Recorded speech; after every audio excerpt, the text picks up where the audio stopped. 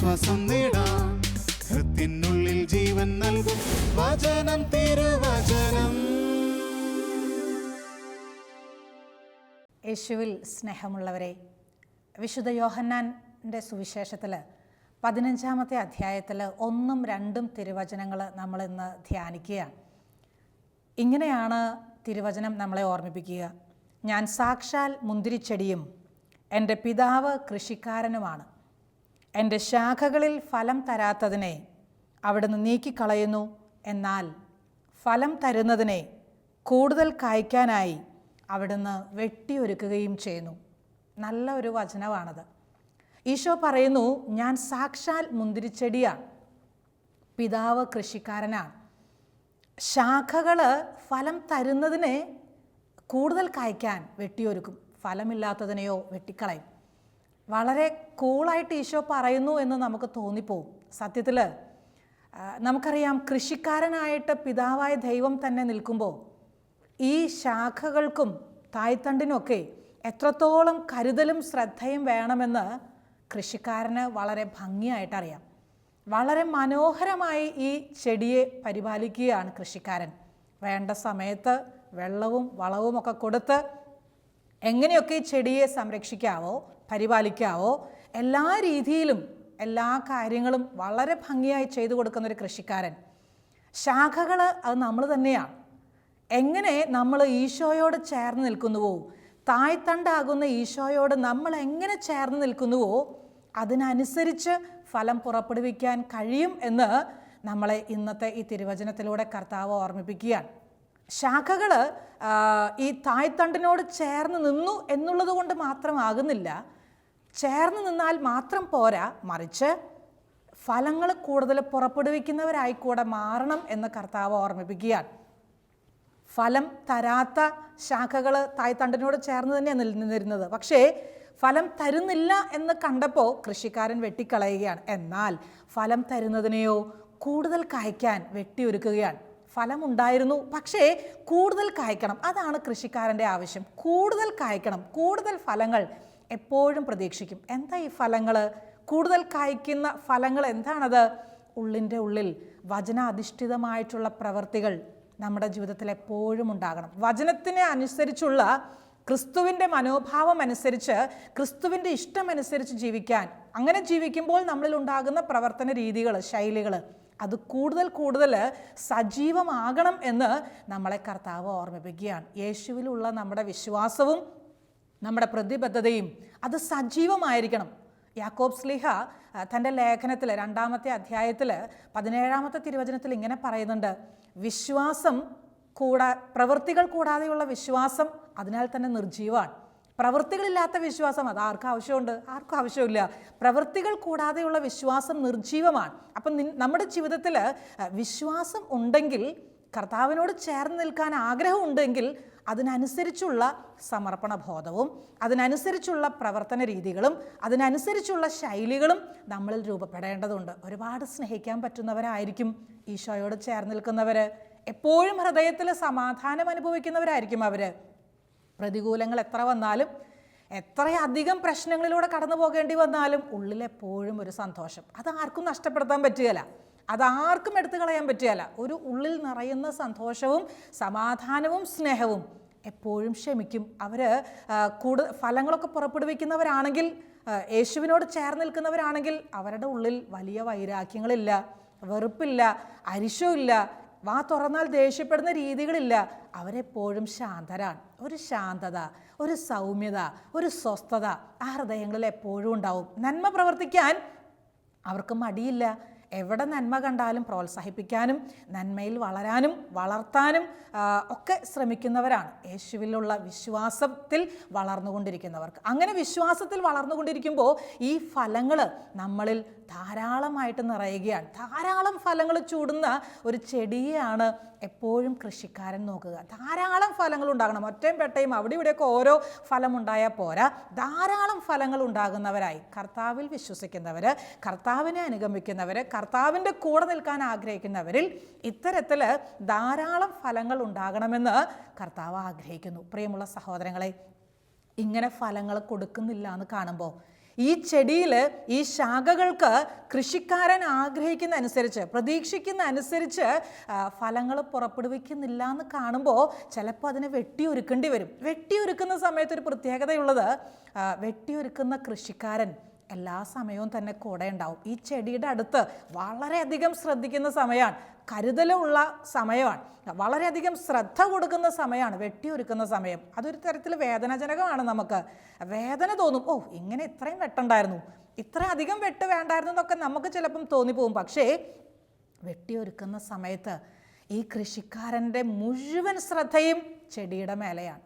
മുഴുവൻ ശ്രദ്ധയുണ്ട്, മുഴുവൻ കരുതലുണ്ട്, മുഴുവൻ സമയവും ഈ ഒരൊറ്റ വ്യക്തിയിലേക്ക്, ഈ ഒരൊറ്റ ചെടിയിലേക്കാണ് ഈ വെട്ടുന്ന ആളുടെ ശ്രദ്ധ മുഴുവൻ. പ്രിയമുള്ള സഹോദരങ്ങളെ, എത്രയധികം വേദനകളിലൂടെ കടന്നു പോകേണ്ടി വന്നാലും, എത്രയധികം സഹിക്കേണ്ടി വന്നാലും, എത്രയധികം ഞെരുക്കങ്ങളിലൂടെ നമ്മൾ നീങ്ങിപ്പോയാലും ഒറ്റ കാര്യം മനസ്സിൽ ഉറപ്പിക്കാം, വെട്ടുന്ന കർത്താവ് കൂടെയുണ്ട്. അവൻ ദൂരെ നിന്ന് നോക്കിക്കൊണ്ടിരിക്കുകയല്ല, അവൻ അടുത്ത് വന്ന് നിന്ന് വേണ്ട ശ്രദ്ധയും കരുതലൊക്കെ നമുക്ക് തന്നുകൊണ്ടിരിക്കുകയാണ്. ഒരിക്കലും നമ്മളെ ഒറ്റയ്ക്കാക്കുന്നില്ല. വെട്ടിയൊരുക്കുന്ന സമയത്ത് നമ്മളാരും ഒറ്റയ്ക്കല്ലാന്ന്, നമ്മളാരും തനിച്ചല്ലാന്ന്, എത്രയധികം കണ്ണുനീരൊഴുക്കേണ്ടി വന്നാലും വെട്ടിയൊരുക്കുമ്പോൾ എന്തോരം കരയേണ്ടി വരും. വെട്ടി മാറ്റുകയല്ലേ, മുറിച്ച് നീക്കുമല്ലേ, ആവശ്യമില്ലാന്ന് തോന്നുന്നതിനെയൊക്കെ മാറ്റിക്കളയല്ലേ. അങ്ങനെ മാറ്റിക്കളയുമ്പോൾ ചങ്കിലിട്ട് കുത്തുന്ന പോലെ തോന്നിപ്പോവും, മനസ്സിനെ കീറി മുറിക്കുന്ന പോലെ നമുക്ക് അനുഭവപ്പെടാം. തളരേണ്ടതില്ല. കാരണം വീണ്ടും നമ്മൾ ദൈവത്തിൽ ആശ്രയിക്കുകയാണ്. വീണ്ടും നമ്മൾ നമ്മുടെ മുഴുവൻ ശരണവും ദൈവത്തിൽ വെക്കുകയാണ്. ദൈവത്തിനെ എല്ലാം ചെയ്തു തരാൻ പറ്റത്തുള്ളൂ, ദൈവത്തിനെ നമ്മളെ സഹായിക്കാൻ പറ്റത്തുള്ളൂ. അപ്പോൾ അതുകൊണ്ട് നമ്മുടെ ആശ്രയം മുഴുവൻ തായ്തണ്ടിനോട് ചേർന്ന് നിൽക്കുക, കർത്താവിനോട് ചേർന്ന് നിൽക്കുക എന്നത് മാത്രം. നമുക്കറിയാലോ, ഇസ്രായേൽ ജനം 40 വർഷമാണ് അവർ മരുഭൂമിയിലൂടെ അലഞ്ഞു തിരിയേണ്ടി വന്നത്. 40 വർഷം, 40 ദിവസമൊന്നുമല്ല, 40 ദിനരാത്രങ്ങളല്ല, എത്ര വർഷങ്ങൾ, 40 വർഷമൊക്കെ മരുഭൂമിയിൽ കൂടെ നടക്കണമെങ്കിൽ, അതിലൂടെ മാത്രം ജീവിച്ചു പോകണമെങ്കിൽ എത്രയധികം അവർ കഷ്ടപ്പെട്ടിട്ടുണ്ടാവും, എത്രയധികം അവർ അലഞ്ഞു തിരിഞ്ഞിട്ടുണ്ടാവും, എത്ര കണ്ണുനീര് അവർ കുടിച്ചിട്ടുണ്ടാവും, എത്രയധികം രോഗങ്ങൾ, ഞെരുക്കങ്ങൾ, കഷ്ടപ്പാടുകൾ, തടസ്സങ്ങൾ, തിരസ്കരണങ്ങൾ, ഇതൊക്കെ ആ സഹോദരങ്ങൾ സഹിച്ചിട്ടുണ്ട്. പക്ഷേ അവരെത്തി എവിടെയാണെന്നറിയോ? കാനാൻ ദേശത്ത്. അവരെത്തി കാനാൻ ദേശത്ത്. 40 വർഷത്തെ അവരുടെ വെട്ടിയൊരുക്കലുകൾക്ക് ശേഷം അവരെത്തി കാനാൻ നാട്ടിൽ. നമുക്കൊരു പ്രതീക്ഷയുണ്ടായിരിക്കണം. ഈ വെട്ടിയൊരുക്കലൊക്കെ കഴിയുമ്പോൾ നമുക്ക് വലിയൊരു പ്രതീക്ഷയുണ്ടായിരിക്കണം. എന്ത്? കൃഷിക്കാരൻ്റെ പ്രതീക്ഷയ്ക്കൊത്ത് കൂടുതൽ ഫലങ്ങൾ പുറപ്പെടുവിക്കാൻ നമുക്ക് കഴിയുമെന്ന്. പ്രിയമുള്ള സഹോദരങ്ങളെ, ജീവിതത്തിൽ നമുക്കെപ്പോഴും ഈ വെട്ടിയൊരുക്കലൊക്കെ ഒരു മരുഭൂമിയുടെ അനുഭവം ആകാൻ പ്രദാനം ചെയ്യും. ഒരു മരുഭൂമിയുടെ അനുഭവം എപ്പോഴും നമുക്ക് ഫീൽ ചെയ്യാൻ. ഈ ഒരു മരുഭൂമി അനുഭവത്തിലൂടെ കടന്നു പോകുമ്പോൾ എങ്ങനെയാണ് മുന്നോട്ട് പോവുക? ഇത് പോയിട്ട് വല്ല കാര്യമുണ്ടോ? ഈ യാത്ര മുന്നോട്ട് കൊണ്ടുപോയിട്ട് വല്ല ഉത്തരവും കിട്ടുമോ? അല്ലെങ്കിൽ ഇതുകൊണ്ട് വല്ല ഉപകാരമുണ്ടോ? എത്ര രീതിയിൽ മനസ്സിലേക്ക് ചിന്തകൾ വരാം. തളർത്തിക്കളയുന്ന ചിന്തകൾ ഒരുപാട് വരാം. എന്തിനാ ഇങ്ങനെ കഷ്ടപ്പെടുന്നത്? ആർക്ക് വേണ്ടിയിട്ടാണ് കഷ്ടപ്പെടുന്നത്? എന്തെങ്കിലും കാര്യമുണ്ടോ? എന്തെങ്കിലും ഫലമുണ്ടോ? ഇങ്ങനെയുള്ള ചിന്തകൾ ഒരുപാട് നമ്മളെ തളർത്തിക്കളയാം. ഒരേ ഒരു ഉത്തരവേ ഉള്ളൂ, ഈ വെട്ടിയൊരുക്കലുകളും ഈ കഷ്ടപ്പാടുകളും ഈ ഞെരുക്കങ്ങളുമൊക്കെ ദൈവത്തിൻ്റെ മഹത്വം എന്നിൽ പ്രകടമാകാൻ എന്നെ കർത്താവ് ഒരുക്കുന്ന അവസരമാണ്. ദൈവത്തിൻ്റെ മഹത്വം എന്നിൽ പ്രകടമാകാൻ കർത്താവ് ഒരുക്കി തരുന്ന അവസരമാണ് വെട്ടിയൊരുക്കപ്പെടലിൻ്റെ ദിനരാത്രങ്ങൾ. വെട്ടിയൊരുക്കപ്പെടലിൻ്റെ അനുഭവങ്ങൾ നമുക്ക് സമ്മാനിക്കുന്നുവെങ്കിൽ നമുക്ക് സന്തോഷിക്കാം. എങ്ങനെ? കർത്താവിൻ്റെ മഹത്വം എന്നിൽ പ്രകടമാകാൻ പോവാണ്. ഓർത്ത് നോക്കിയേ, ലാസറിൻ്റെ വീട്ടിൽ അവരെന്നും ഈശോയോട് നല്ല സൗഹൃദമുള്ള കുടുംബമായിരുന്നു. ലാസറിനോട് ഈശോയ്ക്ക് വലിയ സ്നേഹമായിരുന്നു. മാർത്താ മേരി എന്നൊക്കെ പറഞ്ഞാൽ ഈശോയ്ക്ക് വലിയ ഇഷ്ടമായിരുന്നു. അവരുടെ ഫാമിലിയിലേക്ക്, കുടുംബത്തിലേക്ക് ഈശോ ഇടയ്ക്കിടയ്ക്ക് ചെല്ലുമായിരുന്നു. എത്ര സമയമൊക്കെ സംസാരിച്ചിരുന്നിട്ടുണ്ടാവും, എത്രയധികം കാര്യങ്ങൾ പങ്കുവെച്ചിട്ടുണ്ടാവും. അങ്ങനെയുള്ള ഈ ലാസറിൻ്റെ കുടുംബത്തിൽ ലാസറിന് സുഖമില്ല എന്നൊക്കെ അറിഞ്ഞപ്പം അവർ ഈശോയെ അറിയിച്ചു. ഈശോ പോയില്ല. സീരിയസ് ആണെന്ന് പറഞ്ഞു, എന്നിട്ടും പോയില്ല. ഇതാ മരിക്കാറായി, എന്നിട്ടും പോയില്ല. മരിച്ചു എന്ന് പറഞ്ഞു, എന്നിട്ടും പോയില്ല. 4 ദിവസം കഴിഞ്ഞിട്ടാണ് ഈശോ ചെല്ലുന്നത്. എവിടേക്ക്? ലാസറിൻ്റെ വീട്ടിലേക്ക്. അത്രയധികം ഈ സഹോദരങ്ങൾ വേദനിച്ചിട്ടുണ്ട്. ആ 4 ദിവസം, മരിച്ചതിന് ശേഷമല്ല, അതിന് മുൻപും അവർ വേദനിച്ചിട്ടുണ്ട്. കാരണം അവരുടെ സഹോദരനെ അവർക്ക് അത്ര ഇഷ്ടമായിരുന്നു, ഈ മർത്തായ്ക്കും മറിയത്തിനും. അവരുടെ മനസ്സിൽ അവർ ഈശോയോട് നല്ല ബന്ധമുണ്ട്. ഈശോയുടെ ഇഷ്ടം മാത്രമേ ചെയ്തുള്ളൂ. ഈശോയെ സ്നേഹിക്കാൻ എങ്ങനെ സ്നേഹിക്കാം, അത് മുഴുവൻ അവർ ചെയ്തിട്ടുണ്ട്. എന്നിട്ടും അവരുടെ വേദനയിൽ ഈശോ ഇല്ല എന്നൊക്കെ അവർക്ക് തോന്നിപ്പോയി. അവരൊറ്റയ്ക്കാണെന്നൊക്കെ തോന്നിപ്പോയി.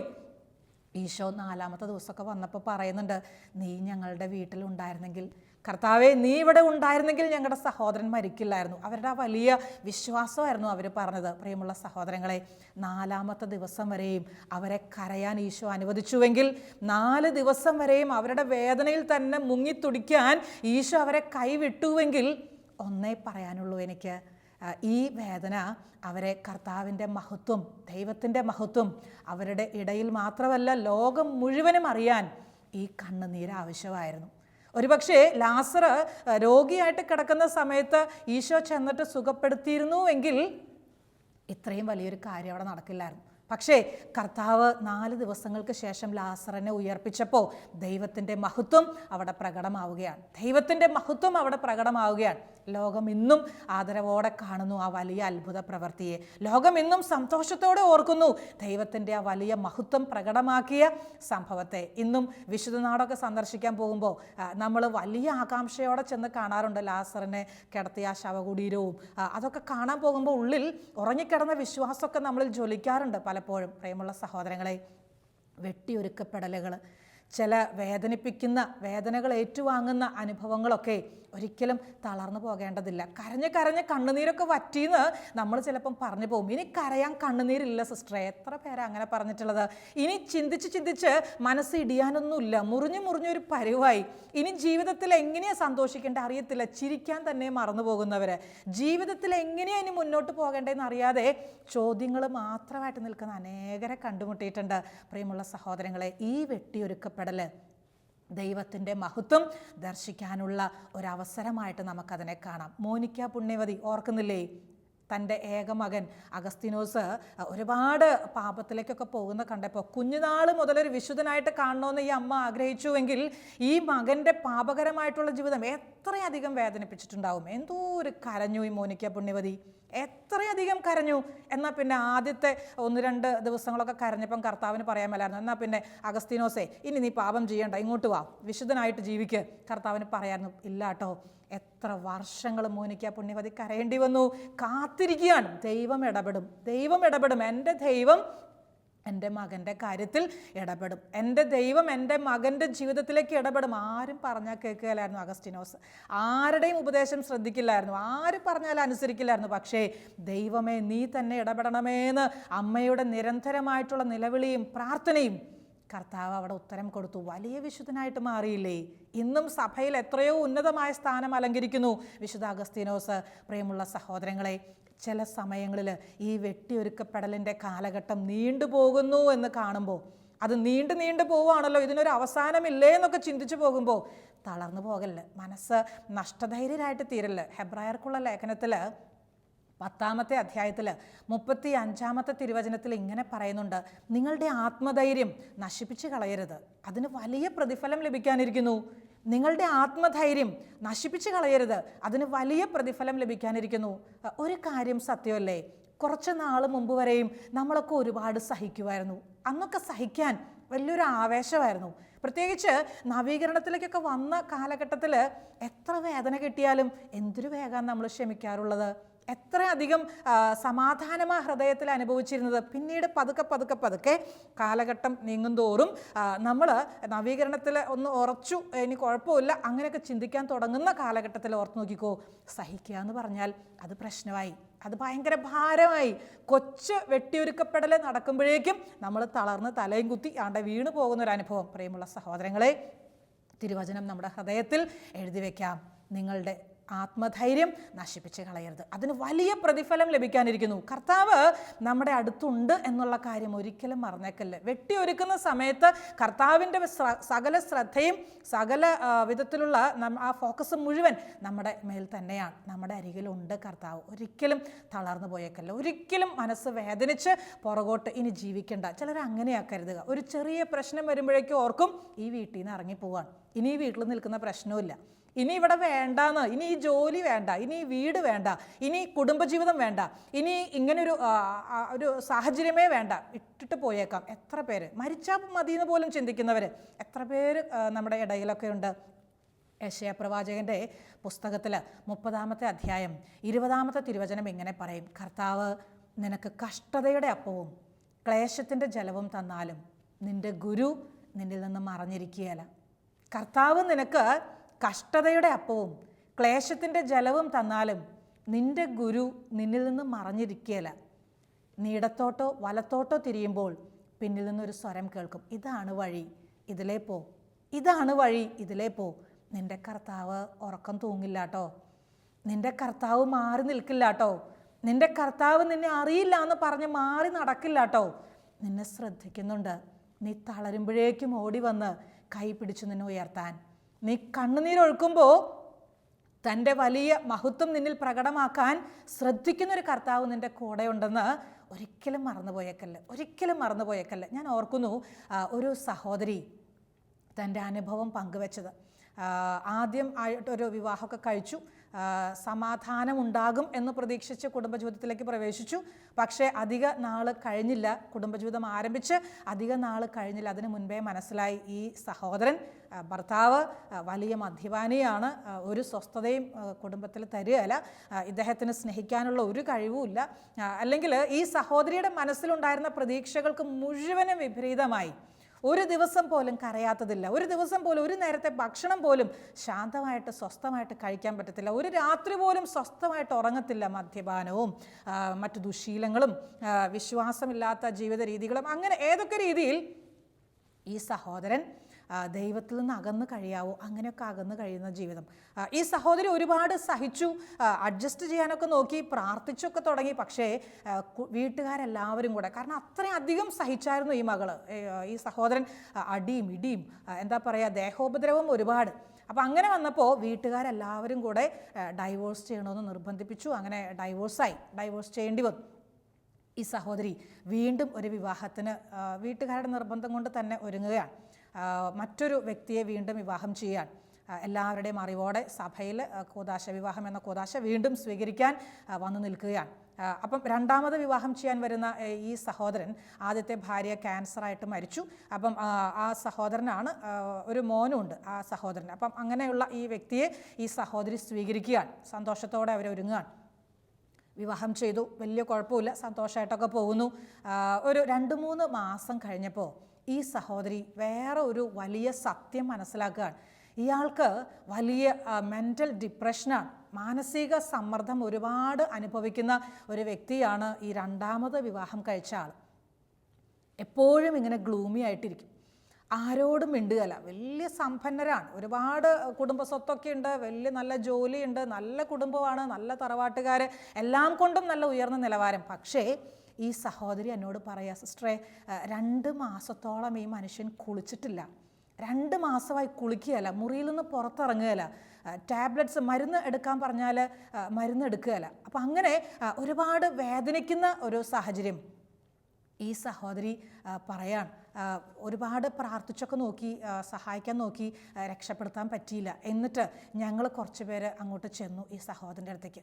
ആദ്യം ഞങ്ങളെ ഫേസ് ചെയ്യാൻ സമ്മതിക്കുന്നില്ലായിരുന്നു, പിന്നെ പ്രാർത്ഥിച്ച് അങ്ങ് ചെന്നു, സമ്മതിച്ചു, കുറേ സംസാരിച്ചു, പ്രാർത്ഥിച്ചു, ഡോക്ടറെ അടുത്ത് പോയി മെഡിസിൻ എടുത്തു, നല്ല സന്തോഷമായി. എന്നിട്ട് ഇപ്പം നല്ല സമാധാനമായിട്ട് ആ കുടുംബം കഴിയുന്നു. ആ സഹോദരി ഇടയ്ക്കിടയ്ക്ക് വന്നിട്ട് പറയുന്നൊരു കാര്യമുണ്ട്, സിസ്റ്ററെ ഇങ്ങനൊരു വേദന ജീവിതത്തിലേക്ക് പിന്നെയും കർത്താവ് തന്നില്ലായിരുന്നുവെങ്കിൽ ഞാൻ കർത്താവിലേക്ക് വരില്ലായിരുന്നു. ഈ ഒരു മരുഭൂമിയുടെ അനുഭവം ആരോടും പറയാൻ പറ്റുകയില്ല, ആരോടും അറിയിക്കാൻ പറ്റുകയില്ല. എൻ്റെ കർത്താവ് മാത്രമേ എനിക്ക് ആശ്രയമായിട്ടുണ്ടായിരുന്നുള്ളൂ. ഈ വലിയ വേദനകൾക്കിടയിലും കർത്താവിനെ വീണ്ടും അനുഭവിച്ചറിയാൻ ഭാഗ്യം കിട്ടി. ഈ ഒരൊറ്റ പ്രശ്നം കാരണം ഇന്ന് വലിയ സന്തോഷത്തോടെ അവർ കഴിയുന്നു. കടുത്ത ഏകാന്തതയിലും വേദനയുടെ കഠോരതകളിലുമൊക്കെ കർത്താവിനെ അനുഭവിച്ചറിയാൻ നമുക്ക് സാധിക്കും. കർത്താവ് സ്വർഗീയമായിട്ടുള്ള അനുഭവങ്ങളൊക്കെ നമുക്ക് തരും. ഏലിയ പ്രവാചകൻ പറഞ്ഞില്ലേ, വേദന വല്ലാതെ സഹിക്കാൻ പറ്റാതെയായപ്പോൾ, മതി കർത്താവേ, എൻ്റെ പ്രാണനെ അങ്ങ് എടുത്താലും മതി, ജീവിച്ചത് മതി, എന്നെ അങ്ങ് എടുത്താലും പറഞ്ഞില്ലേ ഏലിയ പ്രവാചകൻ. രാജാക്കന്മാരുടെ 1-ാമത്തെ പുസ്തകത്തിൽ 19-ാമത്തെ അധ്യായത്തിൽ നമുക്ക് കാണാൻ പറ്റും. മതി കർത്താവേ, ഈ പ്രാണനെ അങ്ങ് എടുത്താലും, വേദനിച്ചുകൊണ്ട് പറയാൻ.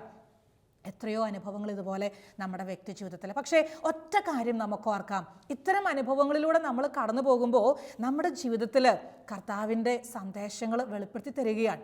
ആഴത്തിലുള്ളൊരു ദൈവാനുഭവം കർത്താവ് നമുക്ക് പ്രദാനം ചെയ്യാൻ, നല്ലൊരു ദൈവാനുഭവം, എൻ്റെ അടുത്ത് വന്ന് നിൽക്കുന്ന ദൈവത്തെ കാണാൻ എലിയ പ്രവാചകൻ കണ്ടു, ദൂതൻ, സ്വർഗീയ ദൂതൻ വന്ന് തട്ടി ഉണർത്തിയിട്ട് അപ്പവും വെള്ളമൊക്കെ വെച്ചിട്ടുണ്ട്, അതെടുത്ത് കഴിക്കുന്നൊക്കെ പറയുന്ന ഒരു സ്വർഗീയ അനുഭവം എലിയ പ്രവാചകന് ലഭിച്ചു. എന്ന് പറഞ്ഞ പോലെ ഈ വേദനകളുടെ ഇടയിലും ദൈവത്തിൻ്റെ ഒരു ഇടപെടലും ദൈവത്തിൻ്റെ ഒരു സാന്നിധ്യമൊക്കെ മനസ്സിലാക്കാൻ നമുക്ക് വലിയ ഭാഗ്യം കിട്ടും. ആഗ്രഹിച്ച് പ്രാർത്ഥിച്ചുകൊണ്ടിരിക്കണം. ദൈവത്തോട് ചേർന്ന് നിൽക്കാൻ, യേശുവിനോട് ചേർന്ന് നിൽക്കാൻ, ആ തായ്തണ്ടിനോട് ചേർന്ന് നിൽക്കാൻ, അങ്ങനെ കൂടുതൽ ഫലങ്ങൾ പുറപ്പെടുവിക്കാൻ നമുക്ക് കഴിയുന്നുവെങ്കിൽ സഹോദരങ്ങളെ, നമ്മുടെ സ്വർഗീയ പിതാവ് എത്രയധികം മഹത്വപ്പെടും, എത്രയധികം മഹത്വപ്പെടും. വിശുദ്ധ യോഹന്നാൻ്റെ സുവിശേഷത്തിൽ 15-ാമത്തെ അധ്യായത്തിൽ 8-ാമത്തെ വചനം ഇങ്ങനെയാണ് പറയുക: നിങ്ങൾ ധാരാളം ഫലം പുറപ്പെടുവിക്കുകയും അങ്ങനെ എൻ്റെ ശിഷ്യന്മാരായിരിക്കുകയും ചെയ്യുന്നത് വഴി പിതാവ് മഹത്വപ്പെടുന്നു. പിതാവ് മഹത്വപ്പെടുന്നു. കൂടുതൽ ഫലങ്ങൾ കായ്ക്കും തോറും പിതാവ് മഹത്വപ്പെടുകയാണ്. പിതാവ് മഹത്വപ്പെടുകയാണ്. ശാന്തതയും ക്ഷമയും സ്നേഹവും സന്തോഷവും സ്വസ്ഥതയും ഒക്കെ ഹൃദയത്തിൽ, ജീവിതത്തിൽ വളർത്തിയെടുക്കുമ്പോൾ ദൈവത്തിൻ്റെ ഇഷ്ടം, ദൈവത്തിൻ്റെ പ്രതീക്ഷയ്ക്കൊത്ത് നമ്മൾ ഉയർന്നു വരികയാണ്. മരുഭൂമി അനുഭവങ്ങളിലൂടെ കടന്നു പോകുമ്പോൾ തളർന്നു പോകല്ല, നിരാശപ്പെട്ടു പോകല്ല. ഒരിക്കലും കർത്താവ് അകന്നു നിൽക്കുന്നില്ല, മാറി നിൽക്കുന്നില്ല. മറ്റൊരു കാര്യം കൂടെയുണ്ട്. ഈ മരുഭൂമി അനുഭവങ്ങളിലൂടെയൊക്കെ കടന്നു പോകുമ്പോൾ സ്വർഗീയമായിട്ടുള്ള വാഗ്ദാനങ്ങൾ ലഭിക്കുന്ന സമയമാണ്. വാഗ്ദാനങ്ങൾ, കർത്താവിൻ്റെ വാഗ്ദാനങ്ങൾ, നമ്മെ മുന്നോട്ട് നടക്കാൻ പ്രേരിപ്പിക്കുന്ന വാഗ്ദാനങ്ങൾ ലഭിക്കുന്ന സമയമാണ് ഈ വേദനകളുടെ സമയം, കണ്ണുനീരിൻ്റെ സമയം, നടുവീർപ്പുകളുടെ കാലഘട്ടം. മറന്നുപോയേക്കല്ല, വാഗ്ദാനങ്ങൾ നമുക്ക് സ്വീകരിക്കണം. കർത്താവ് വാക്ക് പറഞ്ഞാൽ വാക്ക് മാറുകയല്ല. വാഗ്ദാനങ്ങൾ എത്ര ചെറുതാണേലും വലുതാണെങ്കിലും നമുക്കത് സന്തോഷത്തോടെ സ്വീകരിക്കാം. ഈ വാഗ്ദാനങ്ങളിൽ പ്രത്യാശ വെച്ച് ജീവിതത്തെ മുന്നോട്ട് കൊണ്ടുപോകാം. പ്രിയമുള്ള സഹോദരങ്ങളെ, എന്നെ വെട്ടിയൊരുക്കണമേന്ന് നമുക്ക് പ്രാർത്ഥിക്കാം. എന്തിനെന്നറിയോ? കൂടുതൽ ഫലങ്ങൾ കായ്ക്കാൻ. എന്നിട്ട് എന്തിനാണെന്നറിയോ? കർത്താവിനെ മഹത്വപ്പെടുത്താൻ, പിതാവിനെ മഹത്വപ്പെടുത്താൻ. അതിനുള്ള കൃപയ്ക്കായി നമുക്ക് പ്രാർത്ഥിക്കാം. ഒരു നിമിഷം കണ്ണുകൾ അടച്ച് കൈകൾ കൂപ്പി, നല്ല ദൈവമേ, അങ്ങ് എന്നിൽ നിന്ന് ആഗ്രഹിക്കുന്നത് എന്തോ ആ ആഗ്രഹത്തിനൊത്ത്, ആ പ്രതീക്ഷയ്ക്കൊത്ത് ഉയർന്നു വരാൻ എന്നെ സഹായിക്കണമേ എന്ന് നമുക്ക് പ്രാർത്ഥിക്കാം.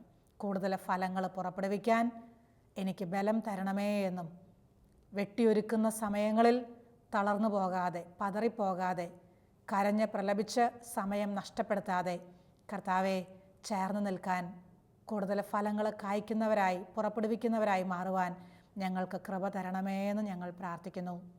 നിത്യം പിതാവും പുത്രനും പരിശുദ്ധാത്മാവുമായ സർവേശ്വര എന്നേക്കും ആമേൻ.